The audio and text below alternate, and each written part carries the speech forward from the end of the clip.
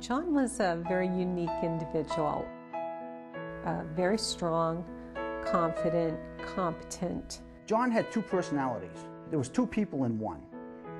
One, people knew him as an airline pilot, but the other side of him was a farmer.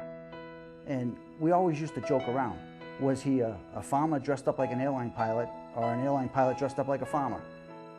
John and I met on a work trip where I was the flight attendant and he was, at the time, flight engineer.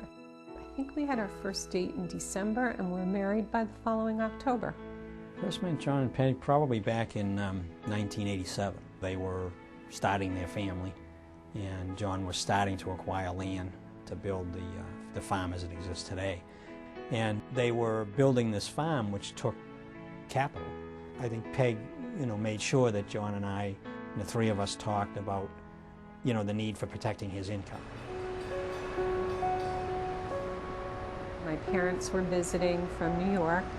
I remember my mom saying there was a phone call for me, and it was my brother-in-law, Jim. And I was watching breaking news on CNN, and they said the airplane hit the World Trade Center in New York City. And they were saying that the first airplane had been an American Airlines 767 from Boston. And I remember at that point just dropping to my knees and knowing in that instant that it had to be John. You can see something happening on television, you know it's real, but then to make that connection is very, very difficult. Knowing that your husband's airplane just went into that building. Clearly, there are no survivors, and yet a very vibrant person walked out the door only a couple of hours before. My father was a pilot and clearly brought in the majority of our family's income. And without his income, without help and proper planning, we wouldn't be in this home. I wouldn't have been able to stay at my private high school that I was at.